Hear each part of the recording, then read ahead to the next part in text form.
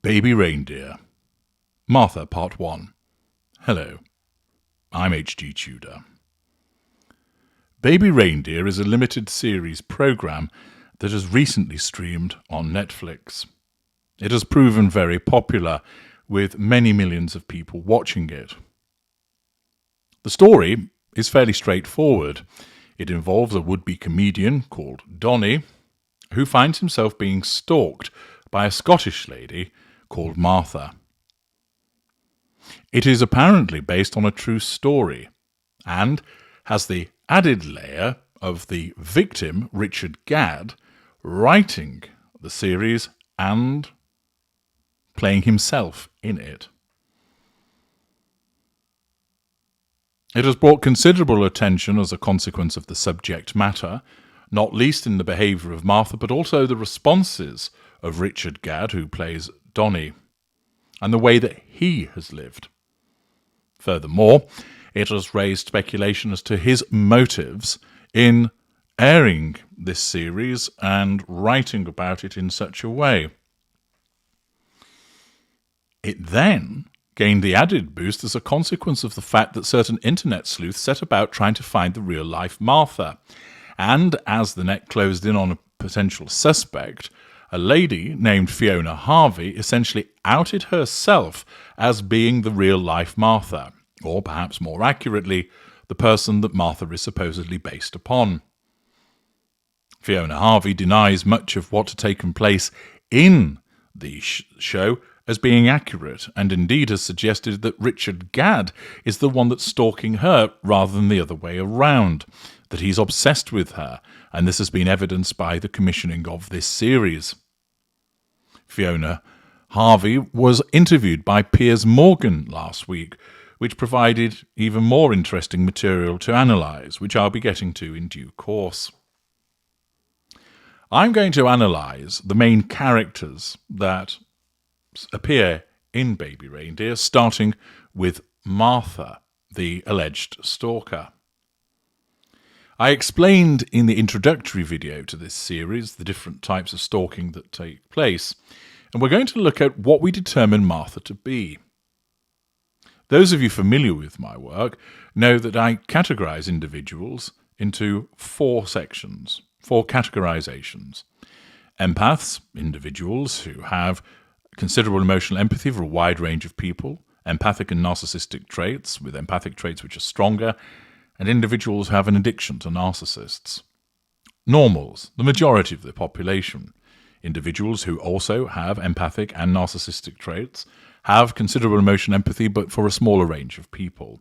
These individuals do not have an addiction to the narcissist but can be ensnared by them. Narcissistic people who have low emotional empathy, strong narcissistic traits, weak empathic traits, and similarly do not have an addiction to the narcissist. And finally, narcissists, those individuals who have narcissistic personality disorder and all that encompasses, with an inherent need for control, fuel, character traits, and residual benefits, an absence of emotional empathy, and who operate in a manipulative fashion. It's important to remember that of those categorizations, each of them may also have further conditions beyond that which is first described. So, for instance, you could have a normal person that has some other form of personality disorder or mental illness. You could have an empath that has, for instance, post-traumatic stress disorder. You could have a narcissist that has a comorbid condition. In this, we're going to be examining the information that's available in relation to Martha. I make it plain that when you're dealing with a television or film representation or a representation in literature, it has to be borne in mind that you don't always get the absolute representation of what the individual is. This is because, invariably, such individuals are portrayed in a fictional fashion, or, where it's a true story, there is some artistic license that's taken with what has gone on, perhaps the confluence of characters together, shortening of events, a bridging of things that have occurred, changing of certain things, all done in the name of character development, story arc, etc. This is why you may often find an individual that shows all of the signs, for instance, of being a narcissist, but then there's certain things that they do which really don't fit with it. And that's because it isn't a wholly accurate portrayal of a narcissist. It's a fictionalized version which is close to the portrayal of a narcissist, but there are some issues which would not be found with a narcissist because those have been included, for instance, for the purposes of redemption for a character. In this instance, we also have the added complication that we're only, as per the show, receiving evidence provided by Richard Gadd. This is an important point to make. It could be that he would be viewed as an unreliable narrator. After all, in the show itself, it's based upon everything that he says that has happened, and he gets to play himself. There was no input from Martha into the script or her portrayal. As mentioned, she gets her say outside of the show later, and I'll be addressing that. But with the show itself, it must be borne in mind that the evidence that's put before us could be affected by the necessity of character development and story arc, the fact that it's Richard Gadd who's telling the story, and therefore he might be an unreliable narrator, or he may wish to portray certain events in a particular way.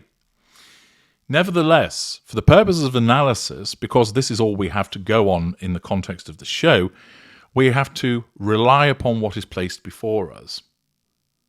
That means accepting that what Richard Gadd tells us happened did indeed happen.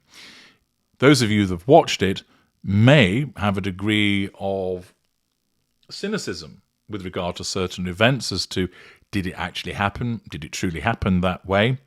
But we have to go on what the show shows us for the purposes of making that determination. Thus, I'm going to start by looking at the character of Martha, analysing her behaviours to see what it is that we witness. I don't think it's giving anything away to say that it's evident that Martha is mentally unwell. Her behaviours fit with somebody who has some form of mental illness. That is quite apparent to see. But what is that illness? And is it the case, for instance, might she be a normal person with a mental illness? Could she be empathic and have a mental illness? It's entirely conceivable.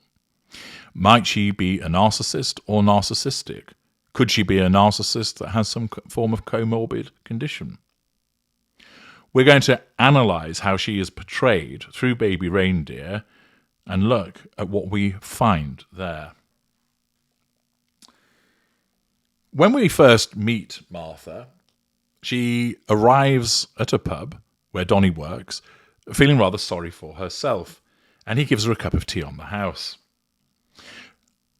She then starts to boast about the fact that she's going to set up her practice as a lawyer. This is an early sharing of information, and we learn that this is a wild boast. She isn't a lawyer, at least not in the practicing sense. It also is important for me to add that in this part of the analysis, I'm just going on what is shown in the show.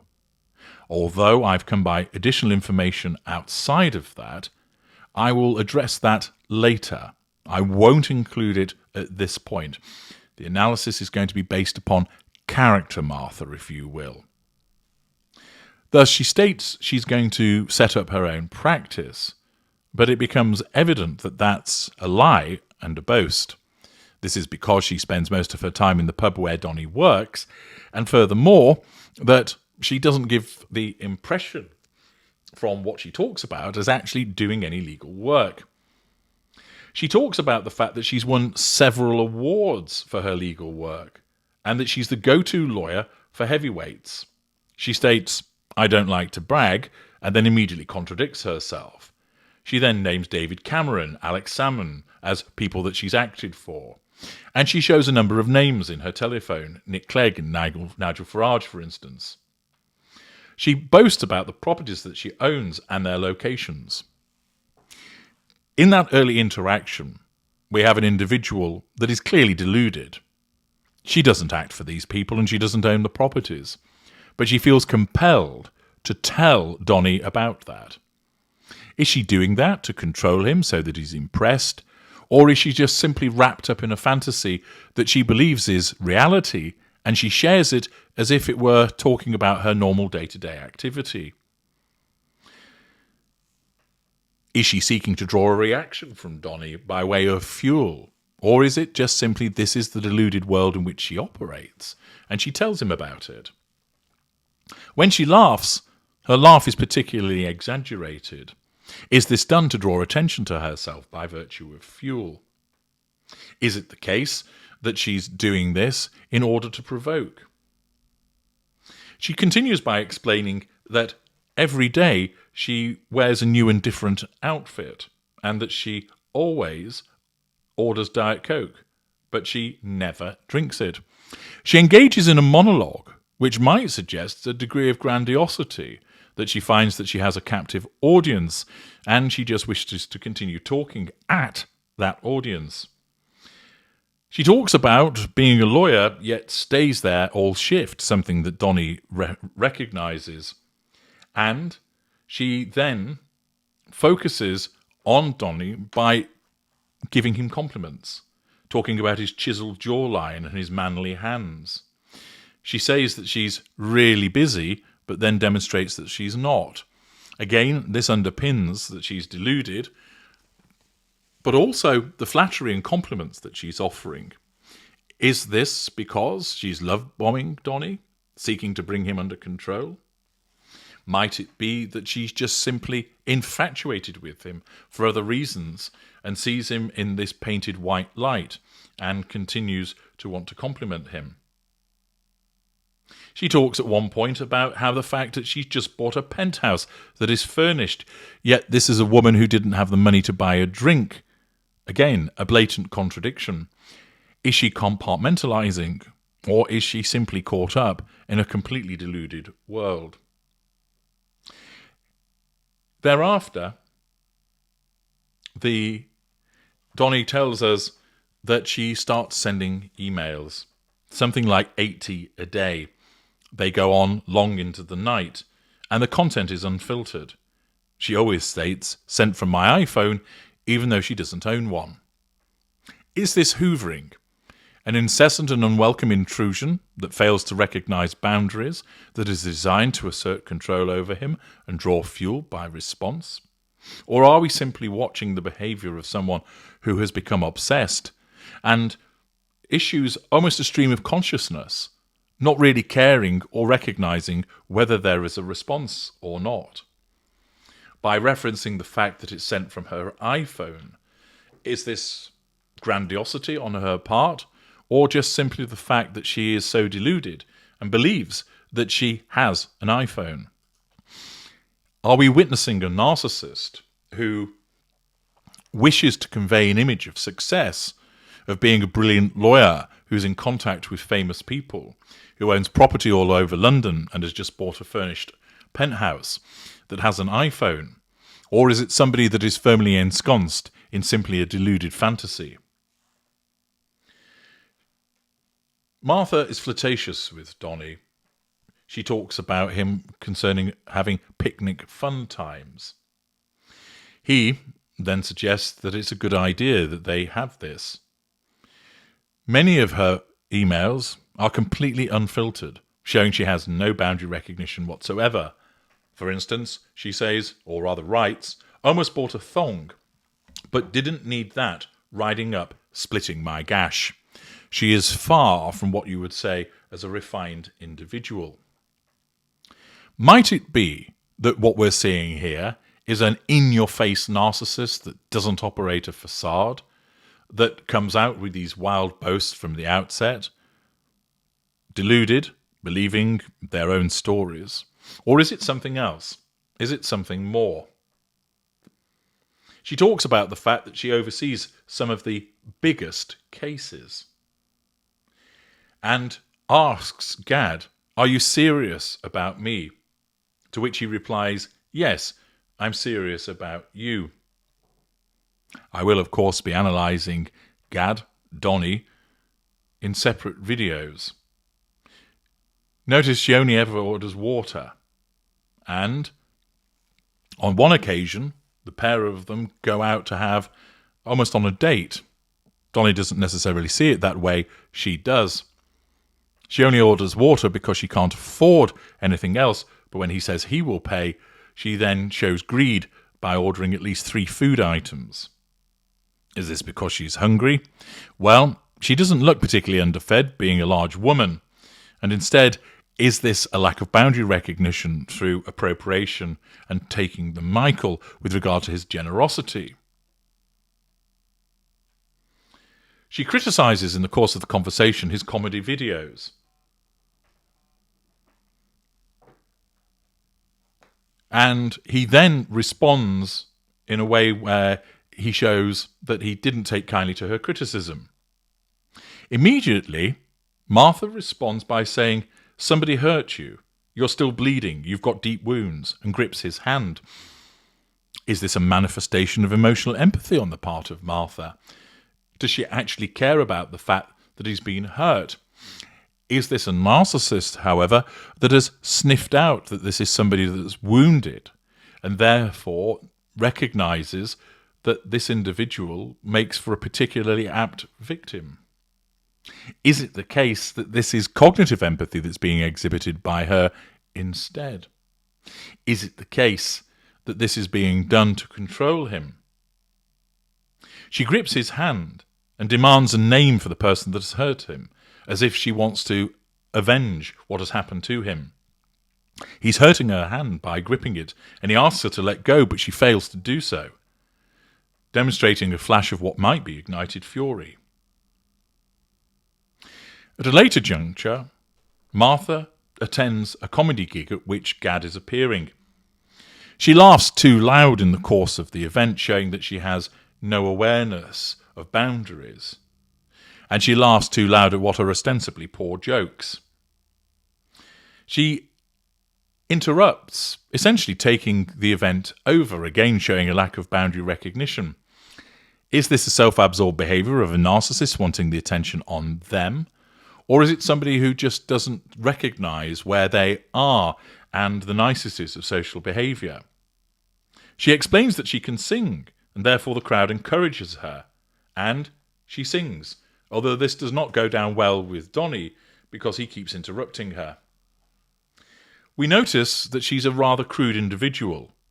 She talks about beef curtains, and her social responses are often exaggerated and incongruous with what is going on. Is this as a consequence of her inability to read the room because of an absence of emotional empathy? Is it as a consequence of a lack of boundary recognition? Or maybe it's a manifestation of simply the fact that she is unfiltered because she believes that she is entitled to talk the way that she does. Later, the two of them are talking about superpowers. And Martha says that she wishes that she could unzip people and step inside them. That is a very peculiar thing to say. Is this the response of somebody that wants to get inside somebody because they want to control them? Or is it somebody that feels that they don't want to be themselves and they want to be somebody else instead? That they feel such a closeness to them, that they feel that they ought to almost merge with them? Is it a case that they are seeking to subsume that individual within who they are? She admits all of this while she's cuddling up with him, talking together. Donnie panders to her fantasy by explaining that he would feed her biscuits in the course of her being inside his skin suit. She issues a very early declaration of "I love you," which shows a sense of entitlement and could be commensurate with the love bombing of a narcissist. At that juncture, he backs off and she starts berating herself. "Stupid fucking moron gob," she says. Is this a pity play? Is it a response of fury to his rejection? She comments, "I've a sneaky feeling you might be the death of me." Later, She issues a Facebook friend request to Donnie, and he looks at her profile. There are clearly photoshopped pictures of her with Ed Miliband and David Cameron, which again demonstrates delusion. Is this the delusion of a narcissist who believes that she should associate with such individuals? Or is this somebody who is utterly unhinged from reality, beyond the necessity of seeking control and fuel, but is somebody that is ensconced in a complete fantasy of grandiosity, of knowing these people? Donnie looks her up online after seeing a sneaky picture that she'd taken of Donnie in the pub. Lack of boundary recognition.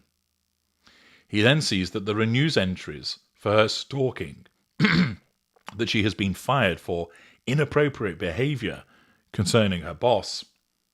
He reads that she was given a 4 to 5 year prison sentence and realises that she's a convicted stalker. Notwithstanding this, he accepts a friend request. Thus, we have plenty of evidence that demonstrates a hugely deluded individual, one which operates with grandiosity, magical thinking, that doesn't show accountability for her behaviour, that engages in monologues, that reacts badly towards criticism or perceived loss, that talks about wanting to subsume somebody within themselves by taking them over, in effect, by unzipping them and stepping inside of them. It's clear that Martha is a troubled individual, and she shows numerous indicators that would accord with potentially being a narcissist. It's questionable, however, whether she exhibits emotional empathy. She does appear to react with concern about the fact that Gad has been hurt by somebody, and reacts in a very strong way, wanting to do something about it. Does she truly care, or is that simply an act? Does she truly care because she believes that there's more to their relationship, and that's what she ought to do? Already, there are numerous indicators, but they're far from conclusive. Join me in part 2 as we analyse more of her behaviour.